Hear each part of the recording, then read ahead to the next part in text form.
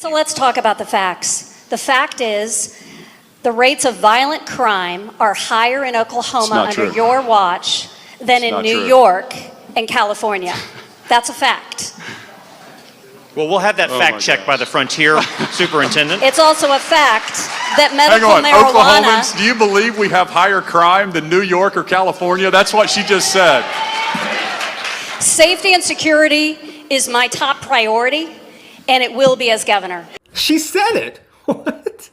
Joy Hoffmeister, Democrat nominee for governor, correctly says that Oklahoma has higher violent crime rates than New York and California. And Kevin Stitt says that's not true. And then bizarrely asked the crowd if they believe it's true. Now, I don't know which is worse. If this Republican governor doesn't know how high his state's crime rate is, or if he does know and he's lying. And yes, look at the data and numbers. No matter how you want it, no matter how you look at it, it's true.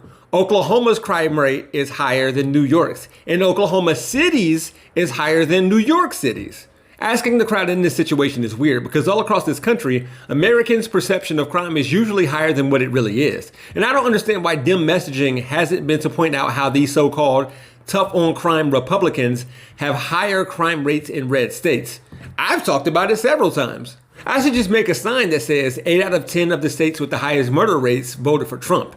And when a Republican tries to place the focus of crime on dim-lit cities with very large populations, I would just say, don't make me tap the sign. I hope I don't have to explain why we use rates instead of overall whole numbers in this situation.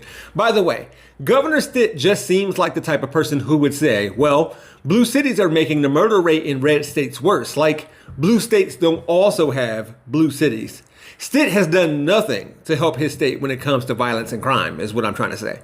Hey, good morning. Yesterday, Oklahoma legislature passed the strictest abortion ban in the nation. It says that life begins at fertilization and makes pretty much all abortion illegal. It also relies on citizen enforcement. Once the governor signs this, it will become active immediately. Now, it is clear what the issues are there, but what we're not hearing about is how this could affect Native tribes. In 2020, the Supreme Court ruled that almost half of Oklahoma is actually Native land, meaning law enforcement on tribal lands is done by a tribunal and the federal government, not the state government. But the governor of Oklahoma is not hearing that. He's saying if tribes set up abortion safe havens in the state, they will become a target for local police. So what does that mean then? The federal government would have to send in the National Guard to protect tribal lands? They couldn't. The National Guard is funded federally, but it is controlled by the state governor. So Biden would have to send in the actual army? Well, that's got Civil War vibes written all over it. I'm going to continue following the story, but this is more than just an abortion ban. It greatly affects tribal sovereignty. Hoffmeister, if you become governor of Oklahoma and safety and security is your top priority, you will never stop hearing from conservative media about your failures. And apparently, you won't hear from liberal media about your successes. For Rebel HQ, I'm Jeff Wiggins. My architect knows Japanese. For more from the Young Turks, stay right here. To see additional content from yours truly, click on the Jeff Wiggins hashtag. You can also find me on my YouTube channel, We Gonna Be Alright. Thanks for watching.